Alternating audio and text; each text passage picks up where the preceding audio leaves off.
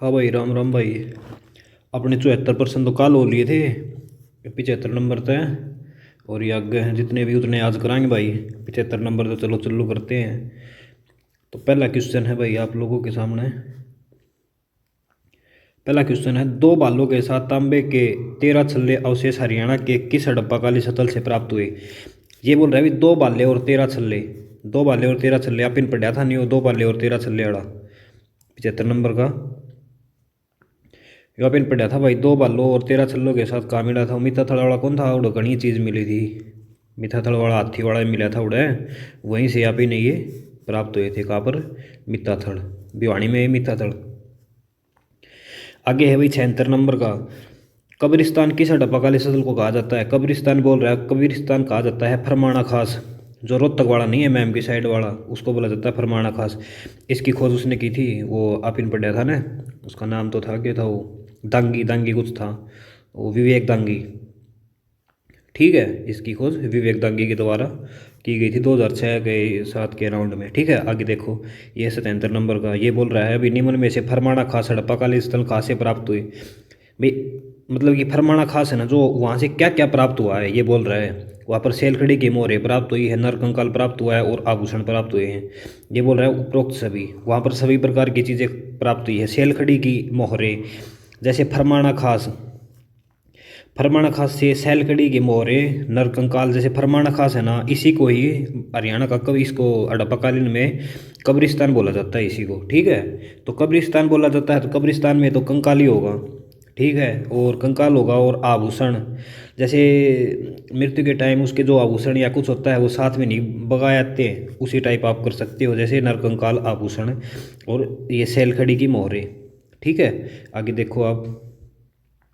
78 number का है, ये बोल रहा है लहसुन की खेती के अवशेष किस हड़प्पाकाली स्थल से प्राप्त हुए। जैसे लहसुन की खेती आप इन पढ़ी थी ना, लहसुन लहसुन रेता बालू रेता।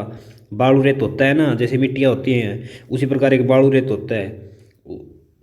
जैसे अपने हरियाणा वाले एरिया में होता है, हिसार रिवाड़ी महेंद्रगढ़ नीचे वाले एरिया में ज़्यादा होता है, लेकिन ये ऐसे एज ए ट्रिक कर रखा है आप ही ने। बालू कहाँ पर है, ये कैथल। कैथल वाला एरिया है ना, वहाँ है ये। तो इसकी खोज किसने की थी, सूरज ने। सूरज बाण।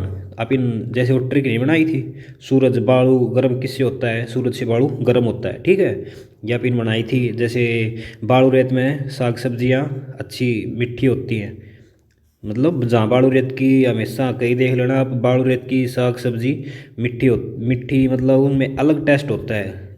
ठीक है, जैसे थोड़ा अलग ही टाइप का अच्छा टेस्ट होता है। बेकार टेस्ट उनका भी नहीं होता है और मिट्टी का भी, लेकिन एज कम्पेयर इसका थोड़ा वो होता है। ठीक है, और आगे देखो आप। 79 नंबर का ये बोल रहा है भाई, तीनों सभ्यताओं के अवशेष हरियाणा के किस हड़प्पाकाली स्थल से मिले हैं। तीनों सभ्यताओं के, भाई बालू रेता तो तीनों सभ्यताओं में था। ये बताओ, बालू रेत है वो तो तीनों सभ्यता में होगा। ठीक है, ऐसे आप कर सकते हो, बालू तीनों सभ्यता में था। देखिए आ गया, सब्जी व फलों के अवशेष किस हड़प्पाकाली स्थल से मिले। देखो मैंने सब्जी वाला बोला था ना, बालू रेत। ऐसे आप इसको करते रहोगे ना 1-2 बार तो हो जाएगा। अब देखो आप 81 नंबर का देखो। ये बोल रहा है निम्नलिखित में से अवशेष बालू कैथल से मिले हैं। देख बालू कैथल, बालू से क्या क्या मिला है, पिन लहसुन मिला है। ठीक है, तीनों सभ्यता में बालू रहता था। ठीक है, और सब्जी व फलों के अवशेष, भाई तीनों बड़े मिले हैं। आप तक ऊपर अभी ऊपर ही बताई थी इसकी ट्रिक। ठीक है, तो उपरोक्त सभी। आगे देखो भाई 82 नंबर का ये बोल रहा है, सिंधु व आर्य लोग एक साथ रहने के अवशेष।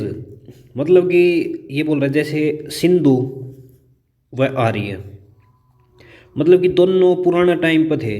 जैसे पुराना टाइम के थे, पुराने टाइम के, तो यो भी पुराना हो गया यो भी पुराना हो गया, तो दोनों मतलब पुराना टाइम हो गया। तो पुराने टाइम पर जो भी चीज़ थी उसको आज भगवान माना जाता है। ऐसे आप कर सकते हो, तो इसका भगवानपुर। ठीक है, और सिंधु और आर्य दोनों मिल जाएंगे तो आर्य बन जाएगा। ठीक है, वैसे आप कुछ भी कर सकते हो ऐसे इसका करके।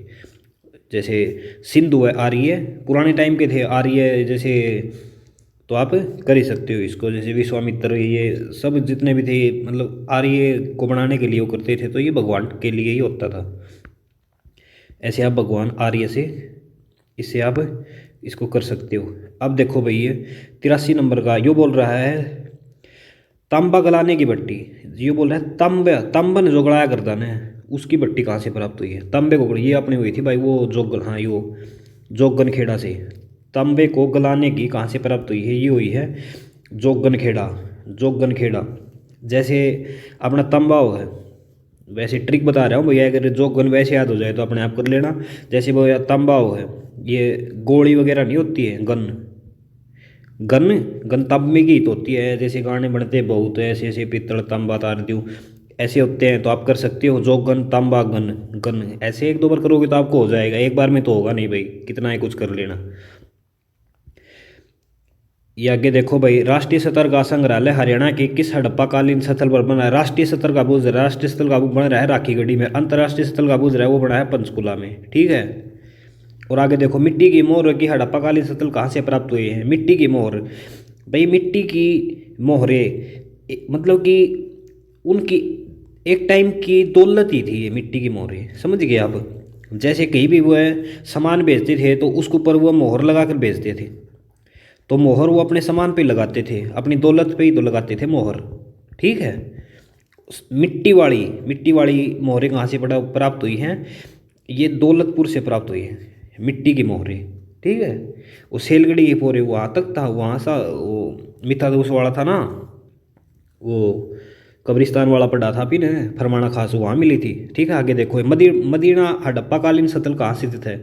ये बोल रहा है मदीना, जैसे मदीना ये मस्जिद भी ये तो है शायद रोहतक में, तो उससे आप रोहतक मदीना वैसे याद कर सकते हो, ठीक है।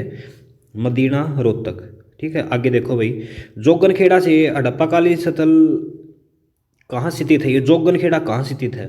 तो जोगनखेड़ा भाई ये कुरुक्षेत्र के अंदर स्थित है। जैसे जोगनखेड़ा, जोगनखेड़ा कहाँ स्थित है? कुरुक्षेत्र में। भाई जोगी, जैसे जोगी होते हैं, जोगी, जोगी उसी को तो बोला जाता है जो भगवा पहनता है। तो ये जोगी, जोगी बर्मा तो कुरुक्षेत्र के अंदर ही हो गया ना। जैसे जोगी, जोगी से आप जोगन, जोगी जैसे आप ऐसे कर सकते हो। ये बोल रहा है हरियाणा के विकास, हरियाणा के किस हड़प्पाकालीन स्थल से सुयोजित नगर मिला है? यो बोल रहा है भाई बढ़िया, मतलब कि नाड़ी नोड़ी अच्छी बनी हुई थी, नियोजित प्रकार का था, वो कहाँ से प्राप्त हुआ है? तो वो अपना भाई मिथ्या थल वाला था भाई एक तो, ठीक है, और एक बनावली वाला था भाई। ये दो विकसित आप मान लीजिए भाई हरियाणा में, एक तो बनावली और एक यो मिथ्या थल, ठीक है भाई, कर लेना भाई। भाई जैसे ये मिथ्या थल वाला ट्रिक बता रहा हूँ, जैसे नियम से नहीं चलते हैं जो भी चलते हैं, नियोजित मतलब भाई नियम से बनाया गया है सब कुछ, ठीक है। ये बोल रहा है भाई नियम से बनाया गया है सब कुछ, नियोजित, तो नियोजित थल ही होती है, मतलब कि सेना, सेना में सब कुछ नियम के अनुसार होता है, नियम नियोजित, इसे आप थल कर सकते हो, मिथा थल, ठीक है। आगे देखो भाई, आगे बोल रहा है ये, वैदिक सभ्यता के साक्ष्य हरियाणा के किस हड़प्पाकालीन स्थल पर मिले हैं? वैदिक सभ्यता के, वैदिक सभ्यता के ये मिले हैं अपने भाई बिरडाना से, बिरडाना से वैदिक सभ्यता के मिले हैं, बिरडाना। वैदिक सभ्यता के साक्ष्य कहाँ से मिले हैं? ये अपने बिरडाना से मिले हैं भाई, ये भी मेरे को भी याद नहीं हुआ, इसमें कन्फ्यूज़न हो जाता है हर बार, इसको आप एक दो बार कर लेना तो आपको हो जाएगा, ठीक है। वैदिक सभ्यता के साक्ष्य कहाँ से प्राप्त हुए हैं? ये बिरडाना से प्राप्त हुए हैं। वेद, वेद जैसे इसकी वो ट्रिक बना रखी मैंने, तो भाई भीड़ लड़ जाए तो उसका इलाज वेद कर सके, ऐसे आप कर सकते हो, ठीक है। आगे है भाई, जो का शख्स कहाँ, जो को मतलब ये बोल रहा है भाई जो को कहाँ का क्या कहा जाता था? जो को यव कहा जाता था। जैसे जो यज्ञ में नहीं चाहते हैं, यज्ञ वगैरह करते हैं तो वो जो ही मांगता है पंडित, तो इससे आप यव से यज्ञ कर सकते हो, ठीक है, यव यज्ञ। आगे देखो भाई, तंदूर के शख्स कहाँ से प्राप्त हुई हड़प्पाकालीन स्थल, मतलब ये पूरा प्रश्न ऐसे ही है, तंदूर के शख्स कहाँ से प्राप्त हुए हैं? तो तंदूर के खास शख्स है मतलब कि तंदूर, तंदूर की रोटी बना दे, बनावली, तंदूर की रोटी बना दे, ठीक है, बनावली तंदूर, बनावली तंदूर, ऐसे आप कर सकते हो इसको। और आगे देखो भाई, 92 नंबर का, हरियाणा में सिंधु सभ्यता का विकसित नगर कौन सा है? ये विकसित नगर कौन सा है? एक तो बनावली है, एक वो मिठाथल वाला है, ठीक है, ये दो ही तो हैं भाई। ये सुनो, यो नियोजित वाला लगा लो या यो विकसित लगा लो। अगर विकसित पूछा है तो आप बनावली कर देना, और नियोजित प्रकार से पूछा है तो आप ऑप्शन के अकॉर्डिंग करना, विकसित वो भी था और विकसित ये भी था, सुनियोजित ये भी था और वो भी था, ठीक है, उसके अकॉर्डिंग आप कर सकते हो। ज़्यादातर ऐसे ही कर लेना आप, वही विकसित वाले में तो वो है और नियोजित वाले में मिथ्यातल है, ठीक है। आगे देखो भाई 93 नंबर का, ये बोल रहा है भाई हड़प्पा सभ्यता के विकसित शहर कितने माने जाते हैं, कितने विकसित शहर माने जाते हैं भाई, मतलब कि हरियाणा में कितने विकसित सतल माने जाओ इनके, तो हरियाणा में तो भाई इसके 6 माने जाओ, ठीक है भाई। ऑल इंडिया में शायद 9 है यार, उसमें भी मतलब अदर उस पर भी 6 माने जाओ, ठीक है भाई। यो अपना इतना आया था भाई, इसके प्रश्न पूरे हो गए। आगे यो आ गया है ऐतिहासिक काल, यो भाई आप अगलम कराएंगे, अगली वीडियो में कराएंगे, ठीक है। यो ऐतिहासिक काल है भाई, ये इसकी अगली वीडियो गिर देंगे।